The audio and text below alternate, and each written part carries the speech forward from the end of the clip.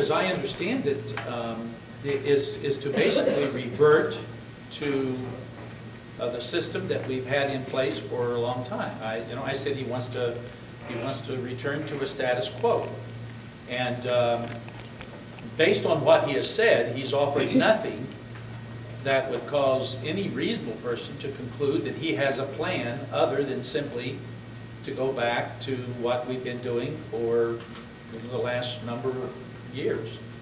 And that obviously will result in higher property tax. And then if you look at his the other parts of his plan, to begin phasing out the income tax, which provides about 46% of the general revenue, he's not going to have money to provide much state support.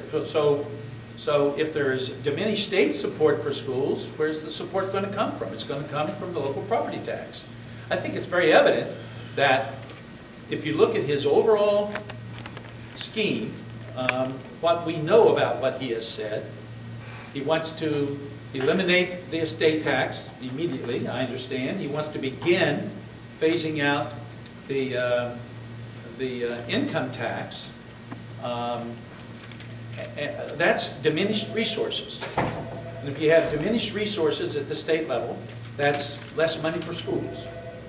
And if you have less money for schools coming from the state, where does it come from? It comes from the local property tax. So I think it's rather evident that what he is suggesting will result in higher local property taxes being paid.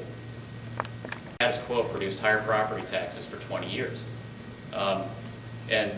And getting rid of $2 billion in state money for education means that you're going to have to come up with $2 billion in local revenue. And you know, I would, if Congressman Kasich really has a sincere policy difference with the evidence-based model, I would like to find out, and I think the people of Ohio have a right to know, what are his plans to reduce the burden on property taxpayers to pay for schools, and what are his plans to ensure that every child in the state of Ohio has the opportunity to succeed regardless of zip code? What are those plans? If he doesn't have any plans, then all I can assume is that he wants to go back to the status quo, which was declared constitutional 4 different times by the Supreme Court. That's all I can assume.